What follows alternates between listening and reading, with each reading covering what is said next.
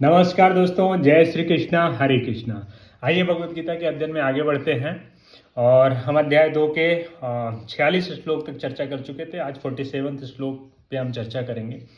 और ये श्लोक भगवत गीता का सबसे फेमस श्लोक है। इसको सभी लोग जिन्होंने भगवत गीता पढ़ी है, नहीं पढ़ी है, लेकिन इस श्लोक के बारे में सब जानते हैं और सब इसको जगह जगह पे कोट करते हैं। तो आइए हम समझते हैं आज का ये श्लोक, जिसमें अर्जुन भगवान श्री कृष्ण को समझाते हुए क्या बोल रहे हैं कि कर्मण्यवाधिकारस्ते माँ फलेषु कदाचना माँ कर्म फल हेतु भूर्माते संगो असत कर्माणि। भगवान श्री कृष्ण बोलते हैं, हे अर्जुन, तुम्हें अपने कर्तव्य करने का अधिकार है, किंतु कर्म के फलों का तुम्हें अधिकार नहीं है। तुम ना तो कभी अपने आप को कर्मों के फलों का कारण मानो और ना ही कर्म करने में कभी आसक्त हो। तो अर्जुन को भगवान श्री कृष्ण यहाँ पे क्या बोल रहे हैं कि आपको सिर्फ कर्म करने का अधिकार है, फल पे आपका अधिकार नहीं है।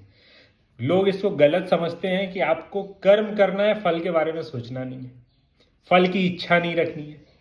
आप मुझे सिर्फ इतना बताइए कि अगर फल की इच्छा नहीं होगी तो आदमी कभी कर्म नहीं करेगा।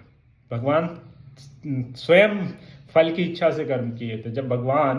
जब ये निश्चित हो गया था कि ये युद्ध होना है कौरवों और पांडवों के बीच में, तो भगवान शांति रूपी फल की इच्छा के लिए वो फिर से गए।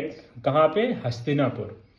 और उस जो शांति स्थापित करना चाहते थे भगवान श्री कृष्ण, उस फल की इच्छा के लिए गए। वहां पे उन्होंने कर्म किया, लेकिन कर्म किया शांति स्थापित करने के लिए, लेकिन उनको दुर्योधन ने उनका शांति प्रस्ताव ठुकरा दिया और युद्ध हुआ।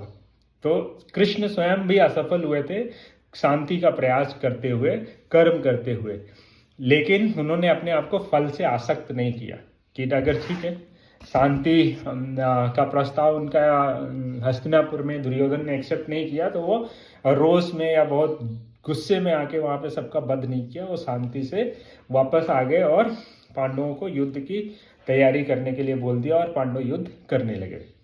पांडव युद्ध की तैयारी करने लगे और पांडवों को उन्होंने सपोर्ट किया युद्ध में, और पांडव आगे चल के विजयी हुए। तो अर्जुन को सिर्फ यही बोल रहे हैं भगवान कि जब ये निश्चित हो गया कि आपको ये कर्म करना है, तो उस समय आपको उसके फल के लिए बहुत ज्यादा अटैच नहीं होना है। अगर आप फल में अटैच रहोगे तो आपका दिमाग उसके कॉन्सिक्वेंस पे लगेगा और आप कर्म जो है अपना ईमानदारी से नहीं कर पाओगे। जैसे एक किसान जो है खेत में गेहूं उसको उगाना है, गेहूं की फसल चाहिए, तो अगर गेहूं के फसल के बारे में और अच्छे गेहूं के प्रोडक्शन के बारे में ही केवल सोचता रहेगा और वो गेहूं का बीज खेत में नहीं डालेगा, जुताई नहीं करेगा, बुआई नहीं करेगा, समय समय पे पानी और खाद नहीं देगा, तो गेहूं का प्रोडक्शन उसका नहीं होने वाला है सोचने मात्र से। तो भगवान श्री कृष्ण यही बोल रहे हैं कि कर्म करो, कर्म पे तुम्हारा अधिकार है, फल पे तुम्हारा अधिकार नहीं है। और अगर फल से बहुत ज़्यादा आसक्त हो जाओगे तो आपका कर्म जो है सही से नहीं हो पाएगा और आपको उचित परिणाम नहीं मिल पाएगा। तो भगवान का कहने का आशय ये है कि आपका फल पे अधिकार नहीं है, इसलिए फल के बारे में आपको अटैच होने की जरूरत नहीं है।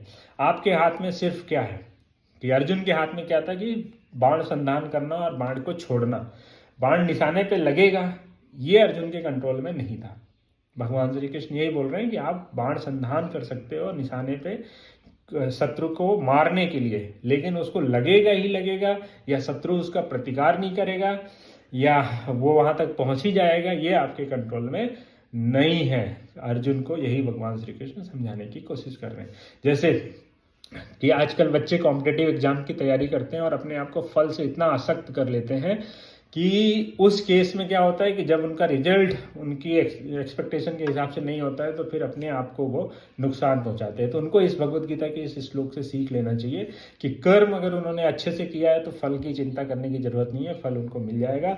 और अगर किसी कारणवश उनको फल नहीं भी मिलता है तो फल से इतना अटैच नहीं होना है। ये फाइंड आउट करना है कि कर्म करते वक्त कहाँ पे कमियां रह गई, ताकि उसको इम्प्रूव करके आने वाले समय में फिर से उसको इम्प्रूव करके और अच्छे से कर्म करके और जो उनका डिजायर रिजल्ट है उसको एक्वायर किया जा सके। क्योंकि अगर आपका कहते हैं कि आपकी दो आंखें हैं, अगर एक आंख आपका फल पे है तो केवल एक ही आंख आपका कर्म पे लगे रहेगी। अगर 2 हाथ हैं तो एक हाथ से आप फल पकड़ने के लिए तैयार हैं, तो एक ही हाथ जो है आपके कर्म करने के लिए है। तो कहने का मतलब आपकी जो कर्म करने की इफिशिएंसी होगी वो आधी हो जाएगी अगर आपका फल पे बहुत ज़्यादा ध्यान है। तो योग में इसको बोलते हैं कि आपकी 2 आंखें हैं तो दोनों प्रोसेस पे होनी चाहिए, कर्म पे होनी चाहिए, और फल के बारे में आपको चिंता करने की ज़रूरत नहीं है, फल से अटैच होने की ज़रूरत नहीं है।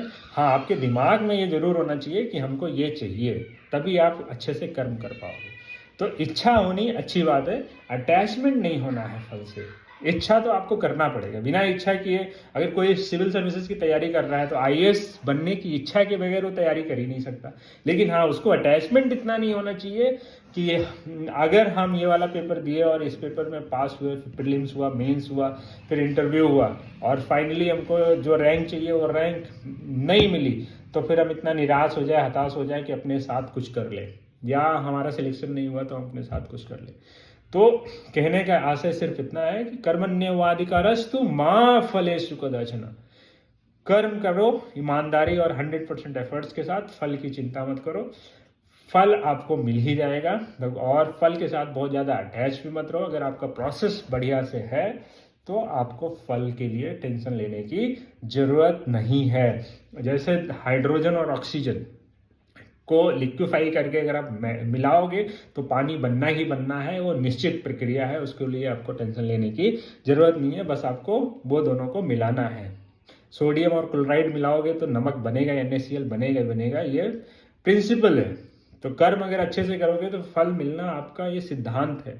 तो इसके लिए आपको फल से बहुत ज़्यादा अटैचमेंट रखने की ज़रूरत नहीं है। भगवान श्री कृष्ण का आशय यही है।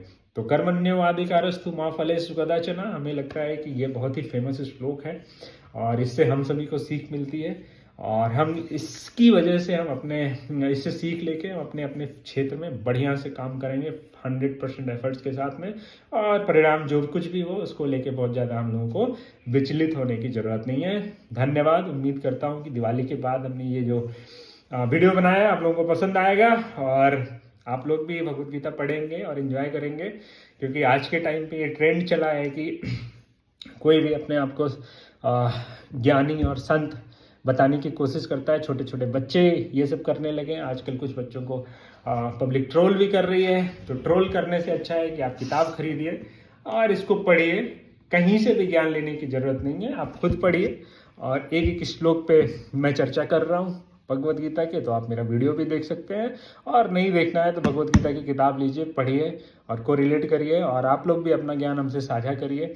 और उम्मीद करता हूँ कि आप लोगों को ये वीडियो पसंद आएगा। Thank you very much. Thank you for your patience.